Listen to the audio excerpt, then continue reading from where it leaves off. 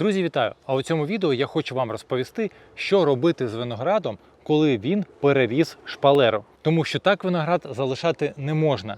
По-перше, це викличе хвороби на винограді. По-друге, грона будуть довше визрівати і набирати свої смакові якості та цукор. А також лоза буде погано визрівати. І все це із-за того, що ми не робимо обрізку верхівок, не зупиняємо рост. Зараз про все це я вам розповім, покажу, тому дивіться і слухайте уважно. А якщо хочете все це дивитися не у відео, а в реальному часі, то обов'язково підписуйтесь на мій TikTok, посилання залишу під цим відео. Там я у прямих ефірах якраз і пророблю всі ці роботи, тому що роботи багато, і я її роблю у прямому ефірі, з вами спілкуюся і відповідаю на ваші питання по саду та городові. Ну і по-перше, про шпалери. Шпалери бувають одноплоскосні і двохплоскосні.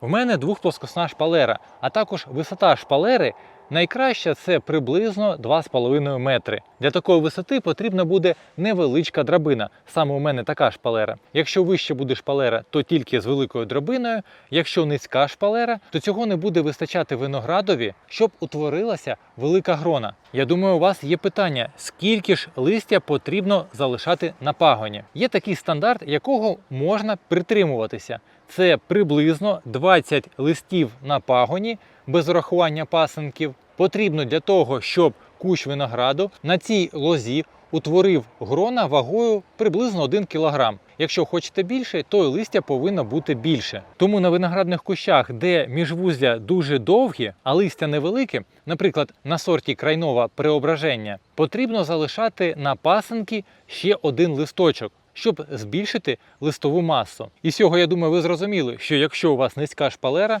ви лозу низенько обрізаєте, то звичайно, що і грона у вас великі не виростуть, навіть якщо сорт може виростити грона вагою 1,5 або й 2 кг. Ну а тепер я обріжу, все покажу та ще дещо розповім. По-перше, потрібно лозу вирівнювати, щоб вона росла вертикально вгору. І обрізаємо її під самий верх шпалери. Щоб вона не гойдалася під вітру, її потрібно зразу підв'язати. А також не забуваємо видаляти пасинки. Це потрібно робити обов'язково хоча б один раз на тиждень, тому що за цей час якраз наростають нові пасинки. А також і обрізати верхівку на виноградові вам прийдеться не один раз, а декілька разів, тому що деяка лоза вже переросла шпалеру, а деяка ще не доросла. Якраз через тиждень вона вже догонить і перегонить висоту шпалери. І вам потрібно буде знову підійти і обрізати. А також, коли ми зупиняємо ріст центральної лози, пробуджуються бруньки в міжвузлях. Це місце знаходиться між листком та лозою. І вам потрібно буде продовжувати видаляти пасинки, щоб не було загущення.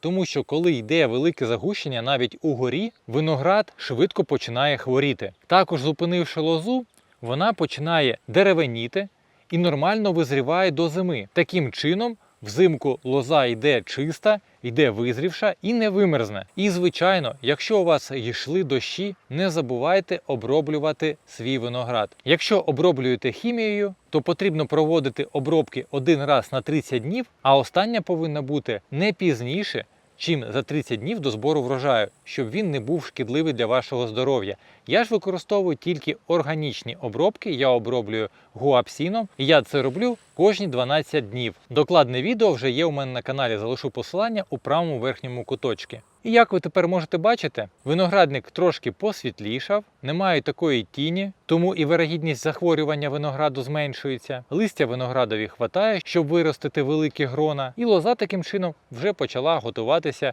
до зимування. Тому, якщо у вас залишилися питання, задавайте у коментарях. Також заходьте до мене у TikTok на прямій трансляції, щоб задати безпосередньо у прямому ефірі ці питання. Я ж вам бажаю вдалого дня і зустрінемось у наступних відео.